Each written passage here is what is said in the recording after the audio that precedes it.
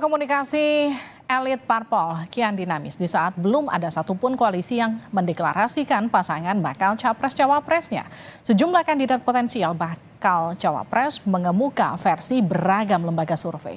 Tapi sejumlah faktor jadi pertimbangan parpol. Kalau kita lihat, Carta Politika mencatat ada sejumlah kandidat potensial yang jadi bakal calon wakil presiden.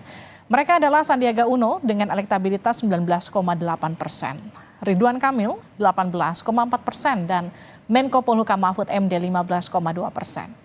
Sementara hasil survei Litbang Kompas menyebut sosok potensial jadi bakal calon wakil presiden dengan elektabilitas tertinggi adalah Sandiaga Uno, Ridwan Kamil, dan Erick Thohir. Sandiaga Uno punya elektabilitas 11,9%, Ridwan Kamil 9,3%, dan Erick Thohir 4,5%.